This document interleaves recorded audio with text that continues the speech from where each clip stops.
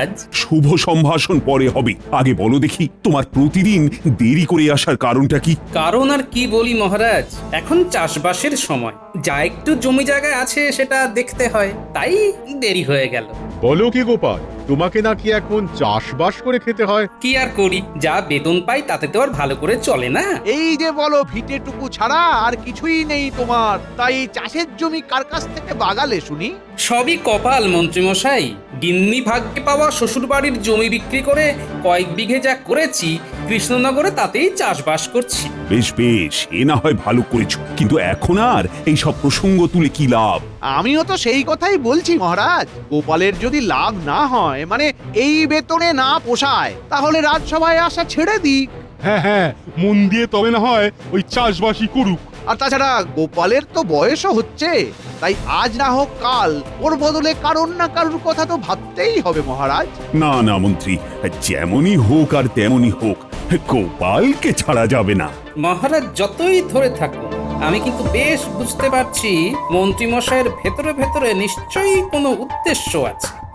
তবে সেটা যে ঠিক কি সেটাই দেখতে হবে। তলায় তলায় মন্ত্রীমশাই অন্য কারোর সাথে যোগাযোগ করছে না তো আবার? না না না না না, দেখা দেখির আর কিছুই নেই। তোমাকে দিয়ে যে আর চলবে না সেটা আমি ভালো মতোই বুঝতে পেরেছি। আমি কি করলাম জাহাপানা? তুমি কিছু করলে তো বেঁচে যেতাম, কিছুই তো করতে পারো না। আমি তো আপনার মুশকিল আসান জাহাপানা। সে ছিল কোনো এক কালে, এখন তুমি নিজেই সাক্ষাৎ মুশকিল। কোনো একটা বুদ্ধি দিয়ে যে আমায় সাহায্য করবে তার বেলায় নেই। কিন্তু আমি ছাড়া আপনার গতিও নেই। কিছু বললে তুমি উজির? না না না, আমি তো নিজের মনেই বিড়বিড় করছিলাম। আর কিছু বলতেও হবে না, যাকে দিয়ে কাজ হবে আমি তার সঙ্গে যোগাযোগ করছি। তোমার উপরে ভরসা করে ফর্সা হতে আমি আর রাজি নই।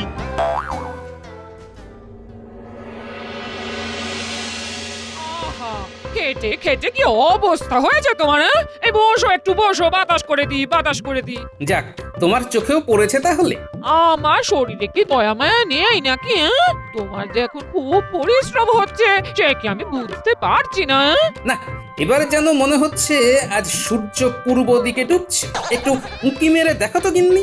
আবার আবার রসিকতা করছো তো? সাধে কি মাথা গরম হয় আমার? গরম আর হওয়ার কি আছে গিন্নি, সে তো গরমই থাকে, তবে আজকাল যেন মনে হচ্ছে খানিক নরম হয়েছে। এ আমাকে তুমি চাই বলো, আমি তো আর অমানুষ নয়।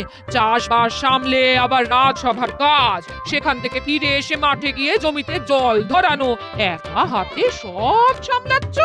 হ্যাঁ? তুমি কিচ্ছু ভেবো না দিদা, আমরা দাদুকে চাষের কাজে সাহায্য করব। ছোট হলে কি হবে, আমরা কিন্তু দারুণ কাজের। দরকার পড়লে আমিও হাত লাগাবো দাদু। ব্যাস ব্যাস ব্যাস, এই তো তোমার বাচ্চা বাহিনী এসে গেছে। এবার আর কিসের চিন্তা তোমার? না না, এদের জন্য অন্য কাজ ভাবা আছে আমার। শোন, মন্ত্রীমশাইয়ের উপর নজর রাখতে হবে তোদের। সে আর এমন কি কাজ, মন্ত্রীমশাইকে আমরা একেবারে চোখে চোখে রাখবো। কার কার সঙ্গে মন্ত্রীমশাই দেখা করছেন, কি কথা বলছেন, সব তোমাকে এসে বলবো দাদু। ব্যাস ব্যাস, তাহলেই হবে।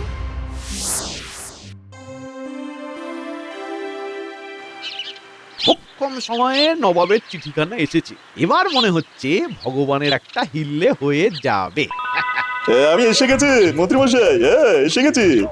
কি সুসংবাদ শোনাবেন আমায়? সু নাকি কু সেটা তো তুমি বুঝবে, তবে কৃষ্ণনগরের রাজসভায় তোমার স্থান করে দিতে সময় লাগবে। বুঝতে পেরেছি, ওখানে নিশ্চয়ই গোপাল জ্যাঁকিয়ে বসেছে, তাই তো? গোপালের বিরুদ্ধে মহারাজের কান ভাঙানি চালিয়েও কাজের কাজ কিছু হয়নি। তবে তবে কি মন্ত্রীমশাই? তবে একটা দরজা বন্ধ হয়ে গেলেও আর একটা খুলে যেতে পারে। যেতে পারে কি বলছেন? যেতেই হবে। হ্যাঁ, তবে তোমাকে যে মুর্শিদাবাদে যেতে হবে। নবাব আজই চিঠি পাঠিয়েছেন, নবাব গোপালের মতো একজন কাউকে খুঁজছেন, তাই সেখানে গিয়ে নবাবকে খুশি করতে পারলে মোটা বেতনের চাকরি জুটে যাবে। তবে আর কি, ভগবান এই সুযোগটাই কাজে লাগাবে।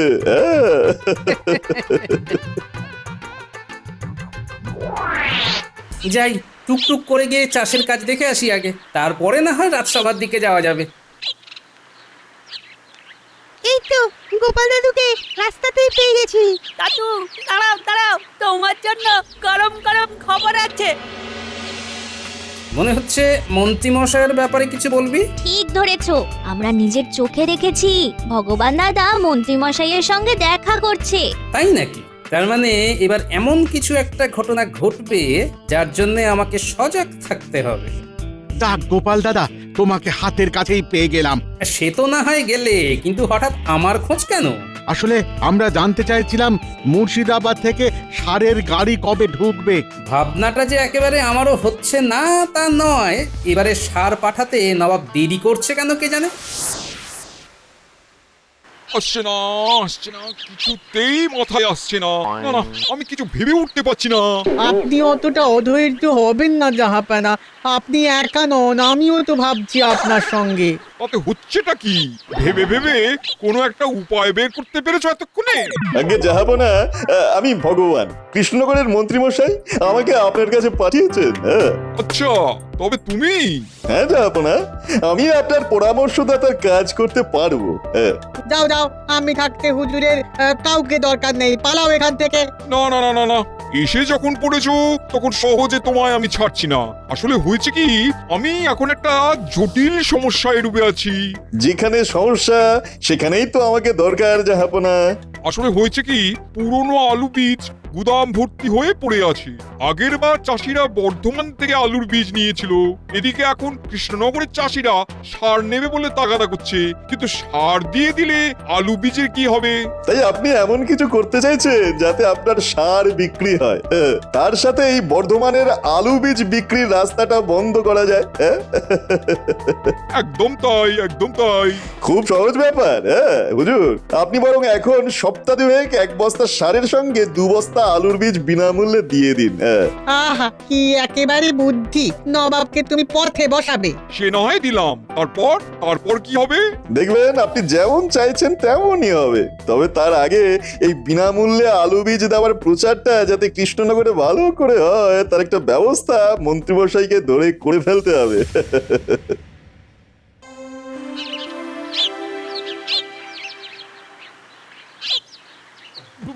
ব্যাপার কি মন্ত্রী? হ্যাঁ আজ যেন ভয়ানক উত্তেজিত দেখাচ্ছে তোমাকে।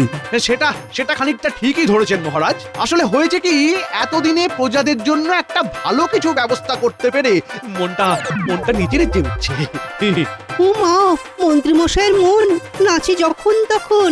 কিন্তু সেই ভালো ব্যাপারটা কি, খুব শুনতে ইচ্ছে করছে যে। বলছি আসলে হয়েছে কি, নবাবের সাথে কথাবার্তা বলে প্রজাদের জন্য সারের সঙ্গে বিনামূল্যে আলু বীজেরও ব্যবস্থা করেছি আমি। ব্যাপারটা অনেকটা ঘোড়া ডিঙিয়ে ঘাস খাওয়ার মতো হলো না? শোনো, মন্ত্রী হিসাবে আমারও কিছু ক্ষমতা আছে, আর সেটার ব্যবহার করেই আমি মহারাজকে চমকটা দিলাম।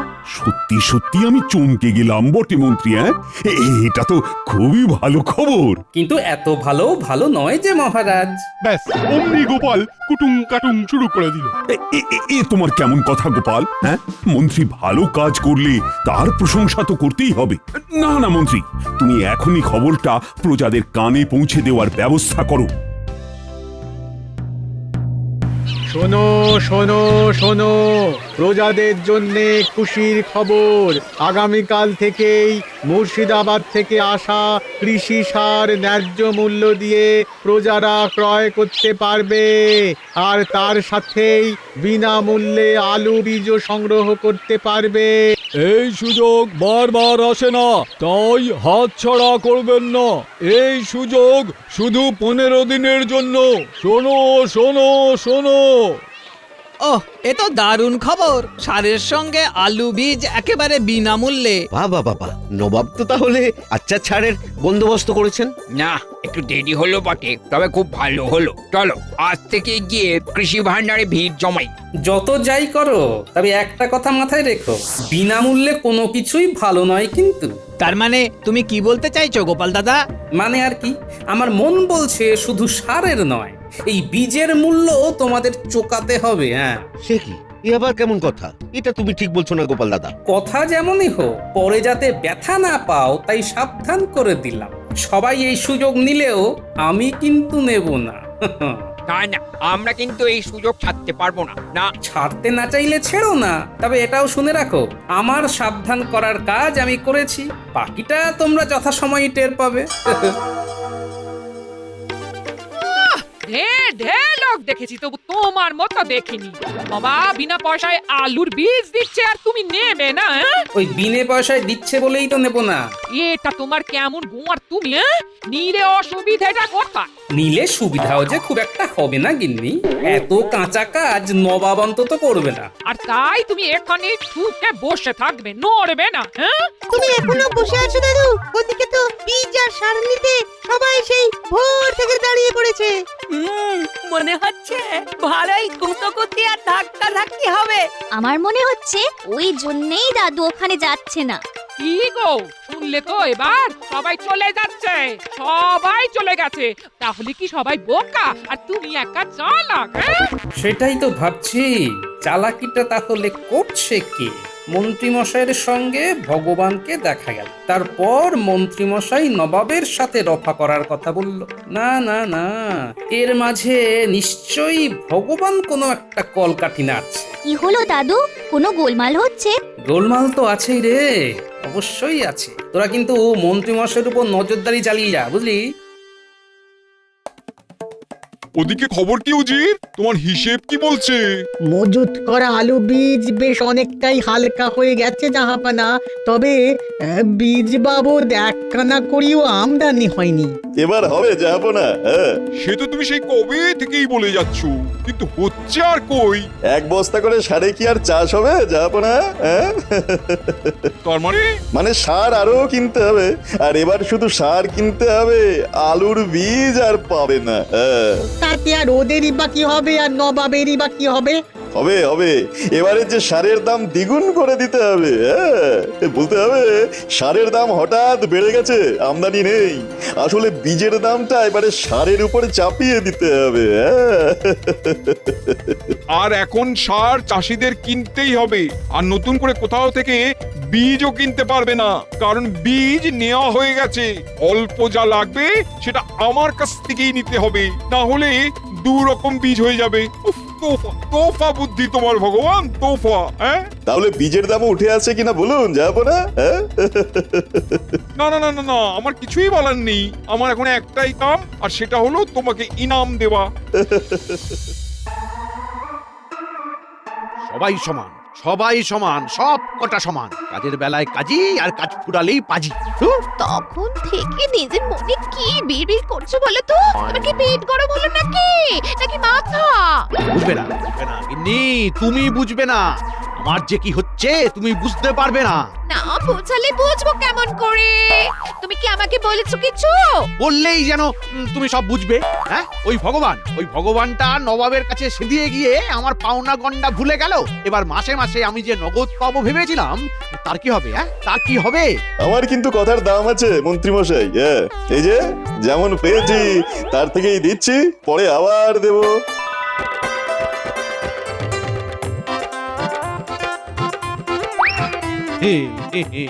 না না না, আমি তো জানতাম যে আর যে যাই করুক ভগবান আমাকে ঠকাবে না। ও মা, এক্ষুনি তো তুমি অন্য কথা বলছিলে। ভালো বাঁচা তো। মজা তো এবার কৃষ্ণনগরের চাষিরা পাবে। দ্বিগুণ মূল্য দিয়ে সার কিনতে হবে যখন, তখন বিনামূল্যে আলুর বীজ পাওয়ার কি মজা সেটা হাড়ে হাড়ে টের পাবে। এতক্ষণে বোধহয় নবাবের লোকেরা কৃষি ভান্ডারে এসে সুখবরটা দিয়ে দিয়েছে। কেউ ঠেকে শেখে, কেউ ঠকে। চাষিরা না হয় ঠকেই শিখুক, তাতে আর আমাদের কি?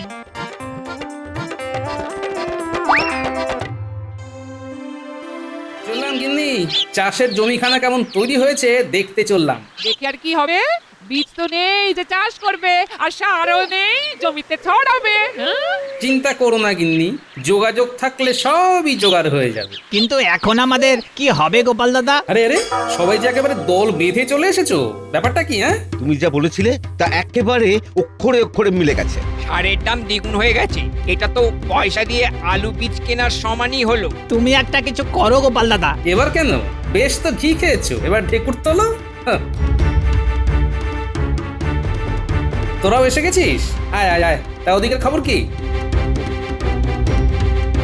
আচ্ছা, তাহলে ব্যাপারটা তলায় তলায় এইভাবে চলছে, হ্যাঁ? কিন্তু আমাদের কি করে চলবে গোপাল দাদা? আমাদের কথা কি তুমি একটুও ভাববে না? ভাববো না বললেও তো আর হাত গুটিয়ে বসে থাকতে পারবো না। শোনো, তোমাদেরও হাত চালাতে হবে।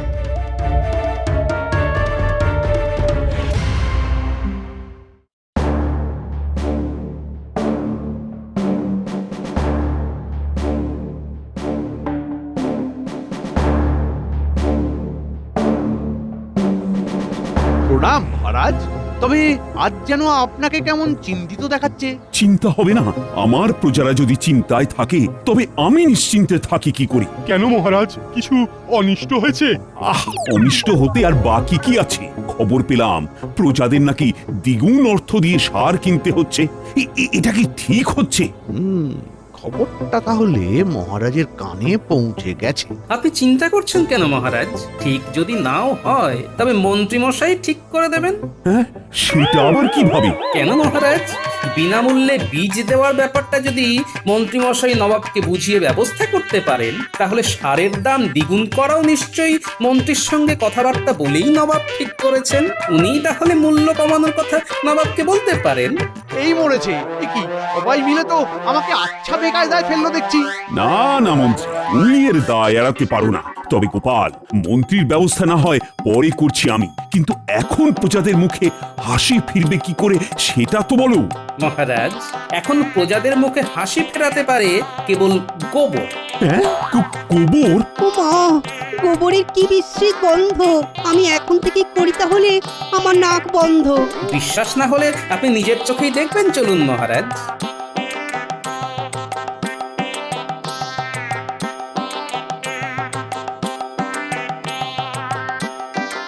গর্তটা বেশ অনেকটাই কাটা হয়েছে, নে এবার গোবর এনে ফেলে যা। ওহো, গোপাল দাদা আচ্ছা একখানা বুদ্ধি দিয়েছে বটে। তবে মিলেমিশে কাজ করলে আমাদের মুখে হাসি ফুটবেই ফুটবে। আসুন মহারাজ, একটু দেখে শুনে গোবর বাঁচিয়ে আসুন।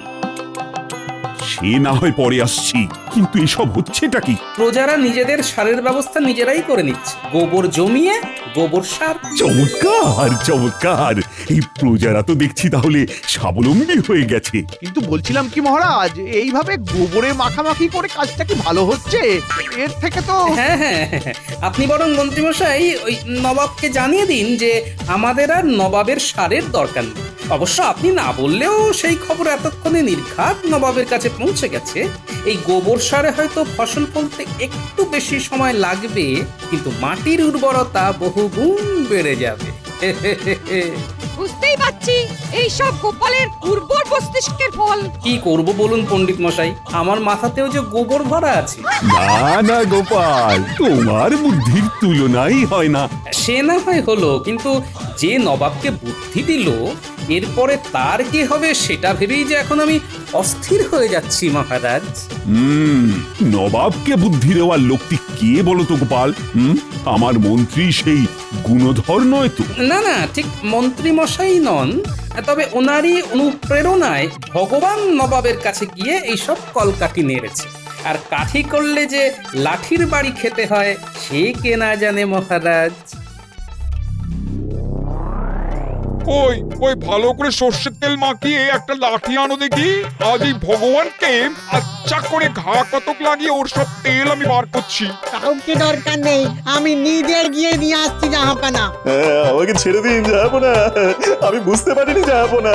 আমাকে ছেড়ে দিন, ছেড়ে দিন না, যাবো না, ছেড়ে দিন। আমার চরম লোকসান করিয়ে দিয়ে এখন বলছো বুঝতে পারিনি? শুধু তোমার কথা মতো বিনা পয়সায় আলু বীজ দিয়ে ভেবেছিলাম সার বিক্রি করে সেই পয়সা উঠে আসবে, কিন্তু এখন তো খবর পাচ্ছি চাষিরা আর সার নেবে না। তাহলে তাহলে এবার কি হবে? তাহলে তোরা বীজটা বিনা পয়সাতেই পেয়ে গেল জাহাপানা। তোমাকে আর ফোড়ন কাটতে হবে না, যাও নিয়ে এসো লাঠিকানা। আগে একে পেটাবো, তারপর গড়াতে বলবো। ওরে বাবা গো, ওরে বাবা, মরে যাবো গো। এই ধরো ওকে, এই যেন পালাতে না পারে।